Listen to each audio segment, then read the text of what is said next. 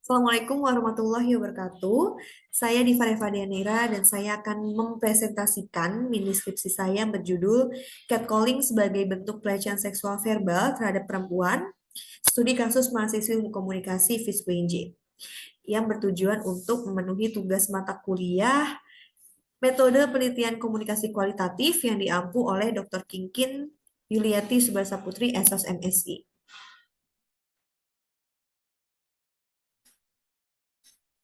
Berikut merupakan daftar isi dari mini skripsi saya. Yang pertama ada pendahuluan, mencakup latar belakang, fokus penelitian, tujuan penelitian, dan juga manfaat penelitian.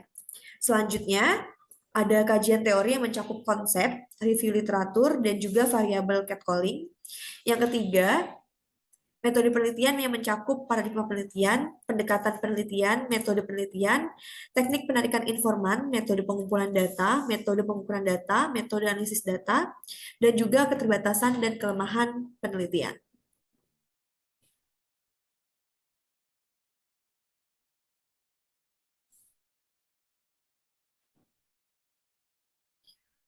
Latar belakang, rasa percaya diri memiliki andil yang besar bagi seorang individu untuk melakukan interaksi yang baik dengan orang lain. Kepercayaan diri atau self-confidence merupakan percaya pada kemampuan dan penilaian diri sendiri untuk dapat melaksanakan suatu pekerjaan serta mencari keefektifan pendekatan yang diperlukan.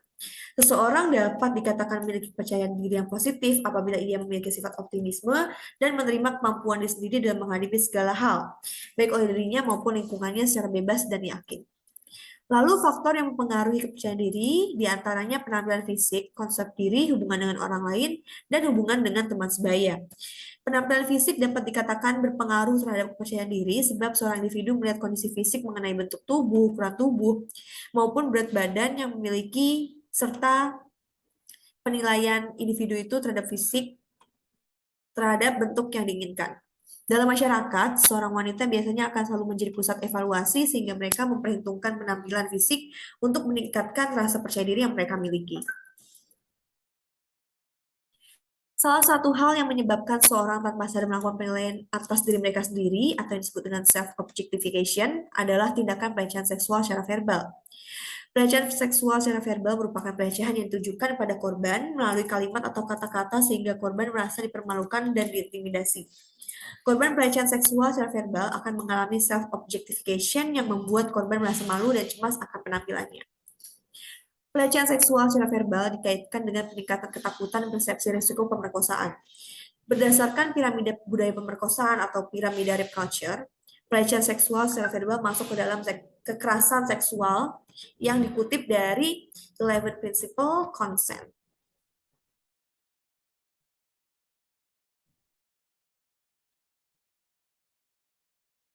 Lalu, dalam piramida budaya perkosaan atau piramida rape culture, yang menempati posisi paling bawah, seperti contohnya obrolan tidak senonoh di tongkrongan, bercanda tentang pemerkosaan, lalu sikap merendahkan perempuan atau kaum LGBT, lalu menyalahkan si korban, dan juga penerapan upah yang tidak setara berdasarkan gender. Lalu posisi di atasnya berupa tindakan menguntit, memotret atau merekam diam-diam, menggoda seperti bersiul, lalu memperhatikan seseorang yang lewat di depan kita, mengirimkan foto alat kelamin, lalu menyebarkan foto atau kegiatan intim seseorang tanpa konsen atau tanpa persetujuan. Lalu bagian atasnya itu mencakup memaksa atau membohongi pasangan agar mau diajak berhubungan seksual, lalu melepaskan alat kontrasepsi berupa kondom secara diam-diam, lalu sengaja untuk membuat orang tidak sadar atau mabuk agar dapat diajak berhubungan seksual. Dan piramida, bagian yang menempati paling atas piramida berupa kekerasan fisik, verbal, dan juga dapat berupa penganiayaan, pemerkosaan, hingga pembunuhan.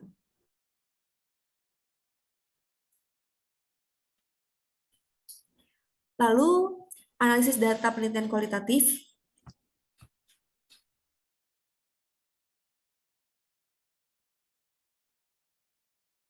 Lalu, per Maret 2022, Komnas Perempuan menerima 49.729 laporan kekerasan seksual yang masuk sepanjang tahun 2012 hingga 2021. Catatan Komnas Perempuan menunjukkan kejadian kekerasan seksual didominasi di perguruan tinggi, yaitu mencapai 87,91%. Korban kekerasan seksual umumnya adalah perempuan, peserta didik, dan anak-anak, sedangkan pelaku umumnya adalah laki-laki, guru, dosen, atau ustadz yang berusia dewasa. Catcalling dikategorikan sebagai pelecehan verbal ketika pelaku melecehkan korbannya dengan menggunakan kata atau bahasa yang mengarah pada seksual dengan berkomentar, bersiul, berseru, dan lain sebagainya. Tindakan catcalling dianggap normal, masih dianggap normal maksudnya, sebab masyarakat memiliki anggapan bahwa tindakan tersebut hanya sekedar pujian. Padahal catcalling merupakan salah satu jenis pelecehan seksual di jalanan atau yang disebut dengan street harassment, yang dilontarkan pelaku dengan maksud serta tujuan tertentu. Sebanyak 90% perempuan pernah mengalami pelecehan di jalan dalam hidupnya. Hal ini dikutip dari penelitian yang dilakukan oleh Filburn pada tahun 2017. Lalu berdasarkan uraian tersebut, maka penulis akan melakukan penelitian mengenai fenomenologi catcalling sebagai bentuk pelecehan seksual verbal terhadap perempuan, studi kasus mahasiswa komunikasi FISP UNJ.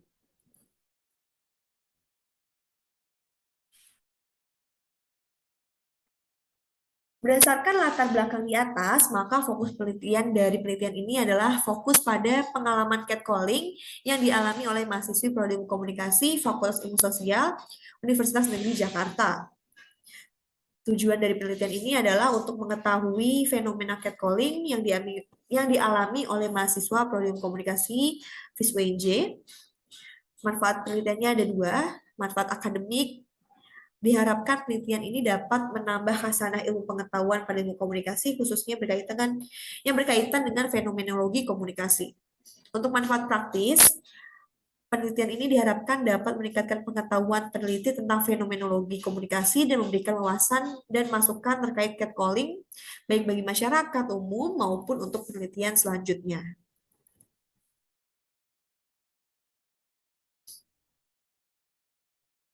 Selanjutnya, pada bab 2 diawali dengan pembahasan konsep.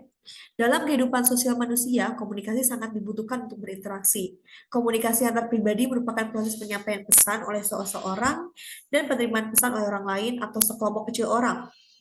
Terdapat 7 teori komunikasi antar pribadi yang dikembangkan oleh Robert Craig, yaitu semiotika atau semiotik, fenomenologi atau fenomenologi, sibernetika atau cybernetik, sosiopsikologi atau sosiopsikologikal, sosiokultural atau sosiocultural, kritikal, dan retorika atau retorikal.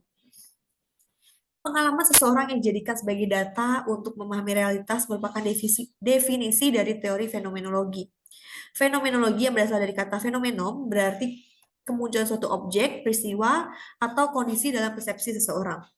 Dalam sebuah penelitian, fenomenologi berasal dari filsafat dan psikologi, di mana peneliti menggambarkan pengalaman hidup individu tentang suatu fenomena seperti yang dijelaskan oleh peserta penelitian.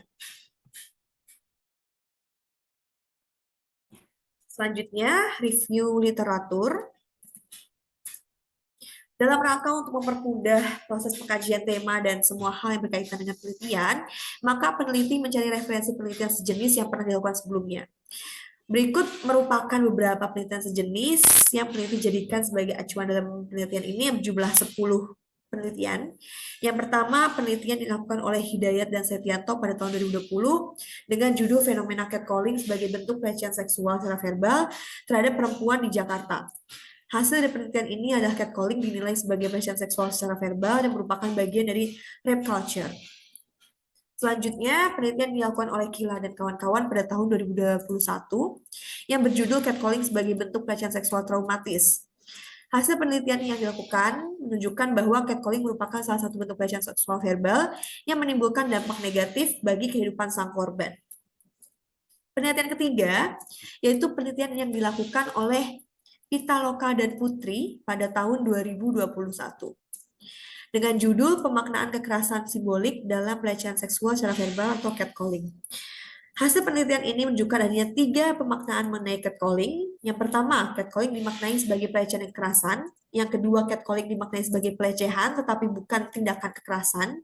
Yang ketiga, catcalling dimaknai bukan sebagai pelecehan dan kekerasan, sementara dampak yang dirasakan setiap informan mengenai catcalling adalah dampak positif yang dirasakan informan laki-laki sebagai pelaku catcalling, tidak berdampak apapun bagi beberapa informan, dan dampak negatif bahkan sampai pada trauma yang dialami informan wanita sebagai korban catcalling. Penelitian selanjutnya dilakukan oleh Zumi dan Marpuri dengan judul Catcalling sebagai bentuk pelecehan seksual secara verbal terhadap perempuan di Si Junjung, studi kasus di Nagari Pematang Panjang. Hasil dari penelitian ini menunjukkan bahwa catcalling membuat korban merasa direcehkan dan dipermalukan, dan terdapat faktor yang mempengaruhi catcalling, di antaranya gangguan jiwa, adanya kesempatan, rendahnya tingkat pendidikan formal, hingga peredaran konten pornografi yang masif.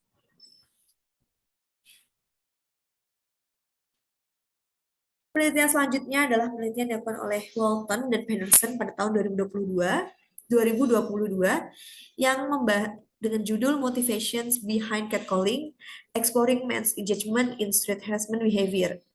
Hasil penelitian tersebut menunjukkan motivasi laki-laki untuk melakukan catcalling bertujuan untuk menggoda dan mengekspresikan minat seksual pada target. Dan reaksi yang paling diharapkan dari sang pelaku adalah keramahan yang akan didapatkan dari korban. Lalu penelitian selanjutnya yang dilakukan oleh Del Greco dan kawan-kawan pada tahun 2020 yang berjudul Communicating by Catcalling Power Dynamics and Communicative Motivation in Street Harassment yang menunjukkan bahwa laki-laki yang percaya bahwa mereka memiliki kekuatan lebih rendah daripada perempuan paling mungkin melaporkan terlibat dalam pelecehan di jalanan. Hasil juga menunjukkan hubungan positif antara toleransi laki-laki yang dilaporkan terhadap pelecehan seksual dan laporan laki-laki yang terlibat dalam pelecehan di jalanan. Penelitian selanjutnya adalah penelitian yang dilakukan oleh Fairchild pada tahun 2022 yang berjudul Understanding Sex Harassment as Gender Violence, Past, Present, and Future. Berdasarkan penelitian tersebut, ditunjukkan bahwa pelecehan seksual jalanan meningkatkan rasa cemas dan depresi, objektifikasi diri yang telah saya bahas pada latar belakang, dan juga menyalahkan korban.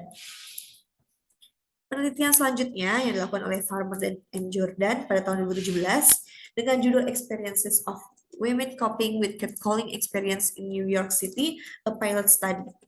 Dengan tujuan dari penelitian ini adalah melihat potensi catcall, bagaimana pengalaman catcalling yang dialami, respons, serta usaha untuk mengatasinya. Penelitian selanjutnya adalah penelitian yang dilakukan oleh Dewi pada tahun 2019 dengan judul Catcalling, Candaan, Pujian, atau Pelecehan Seksual. Hasil penelitian tersebut menunjukkan perlu adanya aturan yang khusus mengatur tentang catcalling, dan referensi terakhir yang digunakan adalah penelitian yang dilakukan oleh Husaini dan Putri pada tahun 2021 tentang analisis catcalling terhadap compliment dalam teori speech art.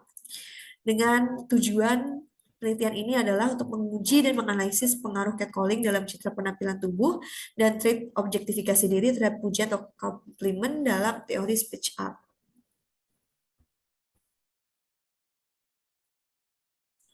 Selanjutnya, penulis peneliti akan membahas mengenai variabel yang peneliti gunakan pada penelitian ini, yaitu variabel catcalling. Pelecehan seksual secara verbal dikaitkan dengan peningkatan ketakutan persepsi risiko pemerkosaan. Berdasarkan piramida budaya perkosaan, pelecehan seksual secara verbal masuk ke dalam kekerasan seksual. Catcalling dikategorikan sebagai pelecehan verbal ketika pelaku melecehkan korbannya dengan menggunakan kata atau bahasa yang mengarah pada seksual, dengan berkomentar, bersiul, berseru, dan lain sebagainya. Tindakan catcalling dianggap normal sebab masyarakat masih memiliki anggapan bahwa tindakan tersebut hanyalah sekadar pujian. Catcalling verbal berupa kalimat yang dilontarkan seseorang seperti sayang, cantik, mau kemana cantik, mau ditemenin nggak, dan komentar lain yang tidak diinginkan.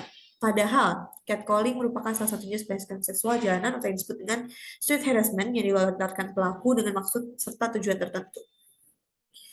Street harassment merupakan tindakan yang dilakukan oleh pelaku dengan harapan agar mereka mendapatkan perhatian atau respon dari targetnya. Penelitian yang dilakukan oleh Melbourne pada tahun 2017 menunjukkan sebanyak 90% perempuan pernah mengalami pelecehan pelecehan di jalan dalam hidupnya. Masuk pada bab ketiga, yaitu metode penelitian. Yang pertama, peneliti akan membahas mengenai paradigma penelitian. Dalam sebuah penelitian, paradigma memiliki peran penting. Peneliti menggunakan paradigma interpretatif yang merupakan tindakan yang bermakna secara sosial melalui pengamatan terperinci langsung terhadap orang-orang secara alami untuk sampai pada pemahaman dan interpretasi tentang bagaimana orang menciptakan dan memelihara dunia sosial mereka. Paradigma ini memperhatikan bagaimana orang berinteraksi dan hidup bersama. Maka dari itu, peneliti menggunakan paradigma ini karena ingin mengetahui lebih bagaimana fenomena catcalling dapat terjadi. Selanjutnya,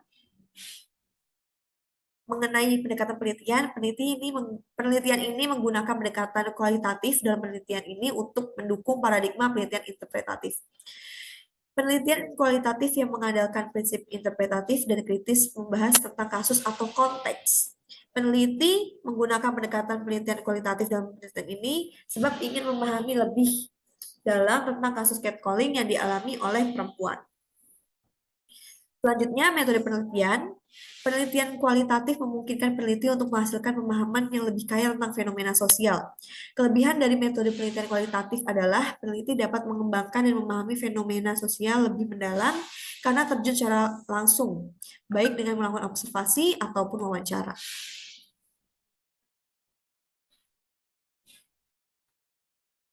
Selanjutnya, teknik penarikan informan. Populasi dari penelitian ini adalah mahasiswa komunikasi FISUP UNJ sebab berdasarkan catatan Komnas Perempuan, kejadian kekerasan seksual dominasi di perguruan tinggi yaitu mencapai 87,91%. Penelitian ini memiliki subjek yang memiliki ciri khusus, maka dari itu peneliti harus membatasi informan dengan membuat kriteria. Dengan demikian, pemilihan informan dalam penelitian ini menggunakan teknik purposive sampling. Pengambilan purposive sampling merupakan jenis pengambilan sampel untuk di situasi khusus. Jadi, penulis memilih informan menurut kriteria tertentu yang ditentukan, yaitu mahasiswa komunikasi FISIP UNJ yang pernah mendapatkan perlakuan catcalling di lingkungan kampus. Selanjutnya, metode pengumpulan data. Pengumpulan data kualitatif bertujuan untuk menggambarkan seseorang, aksi, ataupun kejadian dalam kehidupan sosial secara detail. Metode kualitatif mengandalkan data teks dan gambar, memiliki keunikan langkah-langkah dalam analisis data, dan menggambar pada desain yang beragam. Langkah-langkah pengumpulan data meliputi penetapan batasan penelitian melalui sampling dan rekrutmen, mengumpulkan informasi melalui observasi dan wawancara tidak terstruktur atau semi terstruktur, dokumen atau bahan visual seperti dokumenter, serta menetapkan protokol untuk merekam informasi. Pada penelitian ini, peneliti menggunakan metode wawancara untuk mengumpulkan data penelitian. Selanjutnya adalah metode pengumpulan data. Yang pertama, keabsahan data. Keabsahan data dilakukan dalam penelitian kualitatif untuk memvalidasi temuan penelitian yang dilakukan. Validitas merupakan salah satu kekuatan penelitian kualitatif dan didasarkan pada menentukan apakah temuan itu akurat dari sudut pandang peneliti, peserta, atau pembaca sebuah penelitian. Dalam mengukur keabsahan data, YIN 2009 mengemukakan bahwa peneliti kualitatif perlu mendokumentasikan prosedur studi kasus mereka dan mendokumentasikan sebanyak mungkin langkah prosedur. Selanjutnya adalah reliabilitas coding. Proses kunci atau coding dalam analisis data penelitian sosial kualitatif adalah pengkodean, yaitu mengklasifikasikan atau mengkategorikan potongan-potongan data individual yang digabungkan dengan semacam sistem. Tujuan analisis data adalah menemukan pola-pola di antara data, pola-pola yang menunjukkan pemahaman teoritis tentang kehidupan sosial.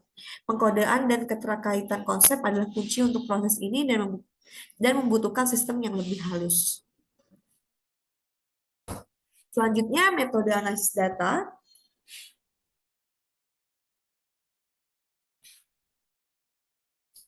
Pembahasan metode suatu penelitian kualitatif perlu juga menentukan langkah-langkah dan menganalisis seragamnya bentuk data kualitatif. Secara umum, tujuannya adalah untuk memahami data yang telah dikumpulkan. Analisis data penelitian kualitatif adalah dengan prosedur simultan menampi data menggunakan program perangkat lunak seperti komputer kualitatif untuk bantuan, tinjauan proses analisis data, mulai mengkodekan semua data, menghasilkan deskripsi dan tema, mewakili deskripsi dari tema. Selanjutnya, keterbatasan dan kelemahan penelitian. Keterbatasan penelitian ini adalah sulitnya mengumpulkan data dari sampel sebab sampel sulit untuk terbuka tentang pengalamannya. Kelemahan penelitian ini adalah variabel hanya terbatas pada catcalling yang merujuk komunikasi verbal, padahal catcalling juga bisa berbentuk komunikasi nonverbal. Baik, sekian presentasi deskripsi milik saya. Kurang lebihnya mohon maaf. Wassalamualaikum warahmatullahi wabarakatuh.